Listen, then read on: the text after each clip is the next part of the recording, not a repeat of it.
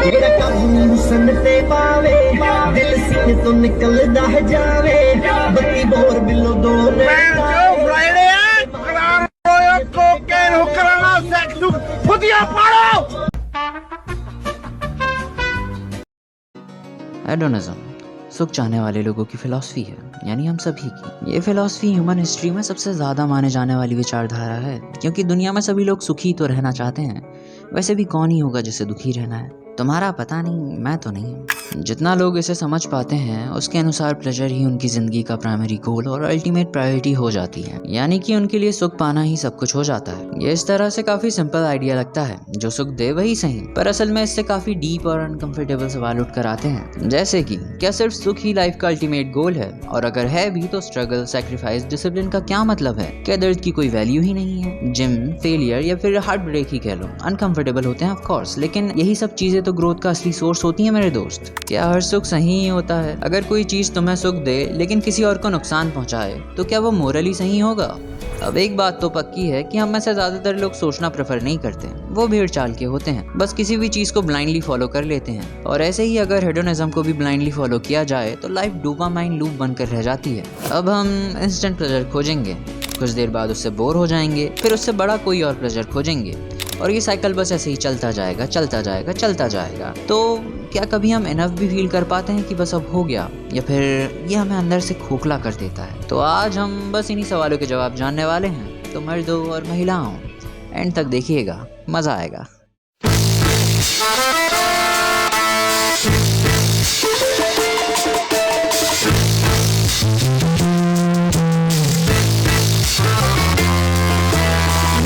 Song for a broken hearted.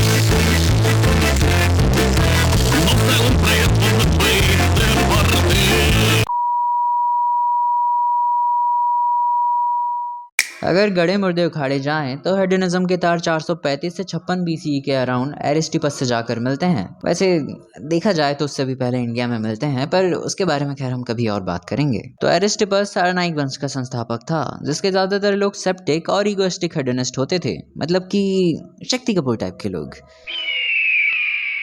हालांकि original text की कमी के कारण उनके विचारों को निश्चित रूप से बता पाना काफी कठिन है, पर जितने भी हैं उनसे उनका समग्र दृष्टिकोण तो काफी समझ में आता है। साले बड़े शौकीन थे। तो सारनाइक दार्शनिकों का मानना था कि सुख ही परम सत्य है, एक पल का जीना, चीता फल खाना, समथिंग लाइक दैट।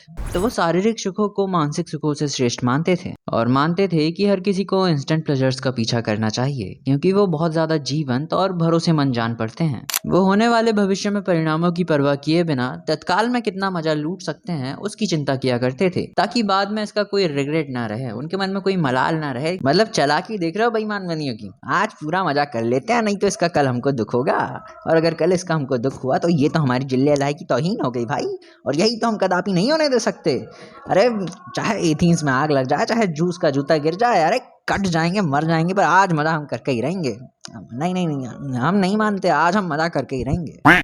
अब अगर इसी की कुछ 4-5 साल आगे चले तो एपिक्यूरस चचा आते हैं और बोलते हैं कि अरे ना मन्ना ना, तुम तो हमारा दिल तोड़ दोगे, और इसी के साथ एपिक्यूरियनिज्म की नींव रखी जाती है। अगर वो खच्चर लोग शक्ति कपूर थे तो ये भाई साहब अपने अक्षा खन्ना है। अब जहाँ सारनाइक सर पॉसिबल प्लेजर का पीछा करने की बात करते हैं, वहीं अपने चचा एपिक्यूरस के विचार थे कि जब तुम छोटी छोटी चीजों से भी सेटिस्फाइड नहीं हो तो तुम्हें दुनिया की कितनी ही बड़ी से बड़ी चीजें क्यों ना दे दें, तुम कभी खुश नहीं हो सकते, तुम कभी सेटिस्फाइड नहीं हो सकते। ये चाहत आपको आगे चलकर आपकी चाह से कई गुना बड़ा दुख वापस ला कर देगी, जो कि आप बिल्कुल भी नहीं चाहेंगे कि आपके साथ ऐसा हो। उनका मानना था कि सुख साधारण चीजों के आनंद लेने से नहीं आता। उनका मानना था कि सुख साधारण चीजों के आनंद लेने से आता है, ना कि शारीरिक और मानसिक पीड़ा सहने से, अट्राक्सिया। उनका तर्क था कि आनंद का उच्चतम रूप एक चिंता मुक्त जीवन जीना है, संतुष्ट रहना है, ना कि हर पल रोमांच के अनुभव की इच्छा करना है। कुल मिला के वो कह रहे थे कि जितना मिला है ना उतना में खुश रह लो सालो, ज्यादा झाड़ पे चढ़ के आगे मुतने की जरूरत नहीं है तुमको। पता मेरे दादाजी भी सेम टू सेम यही बात कहते थे, कहते हैं, जिंदा है। एपिक्यूरस के अनुसार सुख का अर्थ शारीरिक और विशेष रूप से मानसिक कष्टों का पूर्ण रूप से अभाव ही था, जिसमें देवी देवताओं का डर और जीवन की मूलभूत आवश्यकताओं के अतिरिक्त किसी भी और चीज की इच्छा शामिल नहीं थी। हमारे जीवन में दो तरह के सुख सामने आते हैं, एक होता है नेसेसरी प्लेजर और दूसरा तो आप समझ ही गए होंगे। हम ज़्यादा से ज़्यादा सुख सुविधाओं और लग्जीरियस लाइफस्टाइल जीने के चक्कर में असल सुख से इतने ज़्यादा डिस्टेंट हो जाते हैं कि अंत में हमें सिर्फ खोखलापन ही याद लगता है। क्योंकि जब हम अननेसेसरी प्लेजर्स को एक्सपीरियंस कर लेते हैं, जैसे कि सेक्स या फिर अच्छे से अच्छा खाना, तो ये प्लेजर्स संतुष्टि के नाम पर और भी ज़्यादा डिज़ायर्स को जन्म देते हैं। और फिर गौतम बुद्ध ने भी तो कहा है कि इच्छाएं ही तो सारे दुखों का कारण होती है मेरे दोस्त। वो बढ़ते बढ़ते एक दिन ऐसा अंधा कुआं बन जाती हैं जो भरने का नाम ही नहीं लेती। समय के साथ साथ ये इच्छाएं और भी ज़्यादा प्रबल होती जाती हैं और भी ज़्यादा ग्रेटर प्लेजर्स की मांग करती हैं और एक दिन इतनी ज़्यादा बड़ी हो जाती हैं कि हम इन्हें पूरा ही नहीं कर पाते और अधिक से अधिक सुख की कामना करते हुए हमारे पास अंत में क्या रह जाता है? केवल दुख, मायूसी और पछतावा। इसीलिए एपिक्यूरस अपने अनुयायियों से कहते थे कि अकेले न बाहर जाया करो, नजर लग जाएगी, नजर लग जाएगी। I mean, देखो यार, तुम बाजार या फिर शहर जाओ और चमचमाती ऐशो आराम से भरी हुई चीज़ें देखकर तुम्हारी लार न टपके, बाबू मशा ये तो हो ही नहीं सकता, तो इससे अच्छा जाओ ही मत। काश इन लोगों ने क्लास 12 में बाजार दर्शन पढ़ी होती यार। जज जिनेंद्र कुमार क्या ही कर सकते हैं। एक बार हुआ यूं कि शहर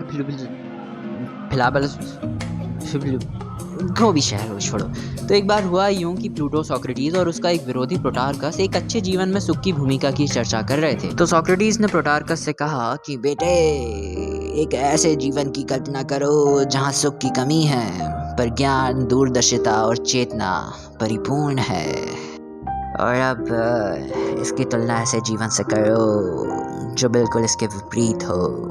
सुकरात इस विपरीत जीवन का वर्णन करते हुए कहते हैं, यह पूर्ण आनंद से भरा हुआ है पर इसका मानसिक जीवन एक सीपी के समान है, बिल्कुल खाली। वो आगे बताते हैं कि वो अपने जीवन के आनंद को कभी अप्रिशिएट ही नहीं कर पाएगा मेरे बच्चे।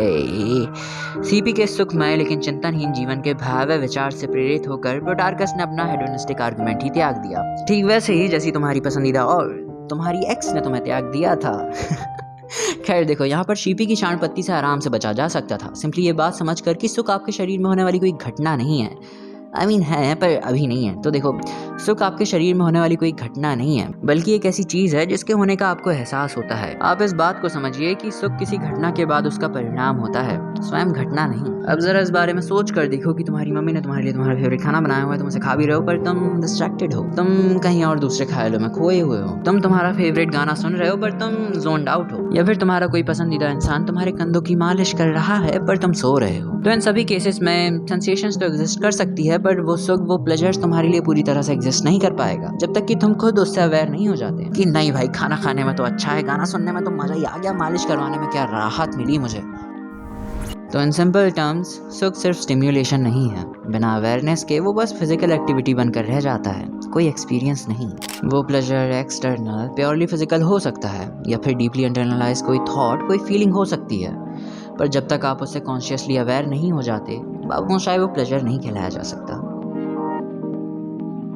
हेडोनिज्म की डेवलपमेंट में बहुत सारे लोगों ने अपनी तशरीफें घिसाई हैं। उन्हीं में पहला नाम आता है जेरेमी बेंथम का, जिनके अनुसार लाइफ का मेन गोल है गागर में सागर भरना, यानी कि मैक्सिमम प्लेजर को मिनिमम पेन के साथ अचीव करना। तुम्हारा कोई भी एक्शन तब सही माना जाएगा जब वो ज्यादा से ज्यादा लोगों के लिए सही हो, उनके लिए हैप्पीनेस लेकर आए। और हाँ, जिस तरह तुम्हारी पड़ोस वाली आंटी की जेलसी को मापा जा सकता है, उसी तरह तुम्हारी खुशी को भी उसकी इंटेंसिटी और ड्यूरेशन के थ्रू मापा जा सकता है। और वहीं जॉन स्टुअर्ट मिल का भी कहना है कि हम सभी को एक संग रहना और प्लेजर ही हमारा अल्टीमेट गोल है, पर सभी प्लेजर्स एक जैसे नहीं होते बाबू, शायद कुछ हायर प्लेजर्स भी होते हैं जिसकी नॉलेज एंड इंटेलेक्ट, वहीं लोअर प्लेजर्स भी आ जाते हैं जिसकी फिजिकल एंजॉयमेंट एंड वगैरह वगैरह टाइप की चीजें।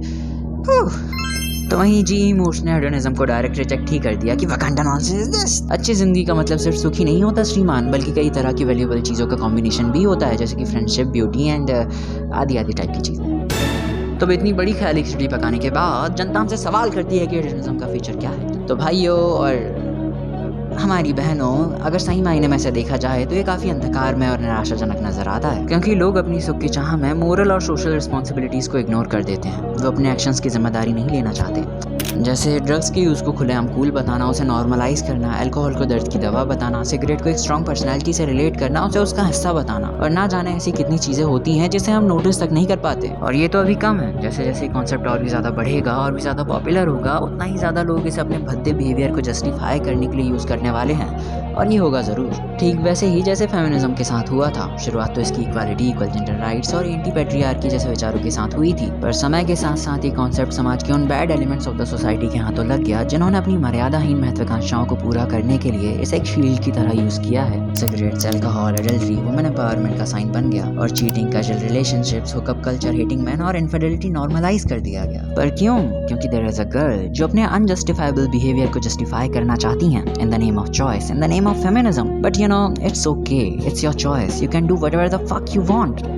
But the thing is, उसे जस्टिफाई मत किया करो। जब तुमने गलत किया है उसे एक्सेप्ट करो कि हाँ मैंने गलत किया, उसे मानो। जब किया है तो उसकी जिम्मेदारी खुद लो। पर सिर्फ इसीलिए कि तुम अपने बारे में गलत महसूस नहीं करना चाहती तो उसे डिफेंड करना स्टार्ट कर देती हो। हाँ, पर असलियत तो ये है कि you are a bitch and your behaviour is pure pathetic piece of shit and you know it. और महिलाओं, माफ़ करिएगा हमें, पर आप आज़ादी की मांग करती हैं और आप डिजर्व भी करती हैं, पर आज़ादी के साथ कुछ जिम्मेदारियां भी आती हैं, और अगर आप उन जिम्मेदारियों को नहीं निभा पा रही हैं तो आई एम सॉरी, पर आप अभी उस आज़ादी के काबिल नहीं हुई हैं जिसकी आप डिमांड करती हैं। और लड़कों, मैं लड़कियों को इतना सब कुछ कह रहा हूँ, इसका मतलब ये नहीं है कि तुम भी दूध के धुले हुए हो। वाह शंपी वाह, तुम भी कोई कम नहीं हो। सालों सुधर जाओ, वक्त रहते सुधर जाओ, वरना जूते पड़ेंगे। Bye bye. तो भाई आज के लिए इतना ही। अगर वीडियो आपको पसंद आया तो लाइक और शेयर जरूर कीजिएगा। इस बारे में आपको क्या लगता है कमेंट में जरूर अपने विचारों को व्यक्त कीजिएगा। किसी की मारो चाहे ना मारो, मेरे चैनल को सब्सक्राइब जरूर मारना, और हाँ जल्दी मिलते हैं, तब तक के लिए बाय। और अब इसकी तुलना ऐसे जीवन से करो जो इसका मैं की आँख।